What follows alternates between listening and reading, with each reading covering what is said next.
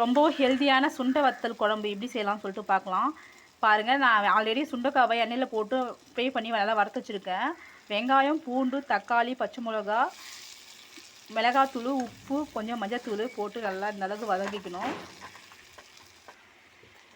இப்போ கொஞ்சமாக water mix பண்ணுறேன். புளி ஆல்ரெடி கரைச்சி வச்சுருக்கேன், அந்த புளி தண்ணி சேர்க்குறேன்.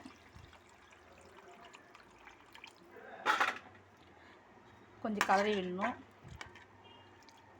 ஒரு 10 நிமிஷம் கழித்து பார்க்கலாம். பாருங்கள், தலை கொதிக்குது குழம்பு. இப்போ கொத்தமல்லி தழையை தூவி ஸ்டவ் ஆஃப் பண்ணிடலாம். பாருங்கள், சுண்டைக்காய் குழம்பு சூப்பராக ரெடி ஆகிடுச்சு. இப்போ சுட சுட சாதத்தில் இந்த சுண்டைக்காய் குழம்பு இப்படி ஊற்றிட்டு பாருங்கள், ரொம்ப ஹெல்த்தியானது. பாருங்கள், பிடிச்சிருந்தா நம்மளுடைய சேனலை வந்து சப்ஸ்கிரைப் பண்ணி வச்சுக்கோங்க. பாய்.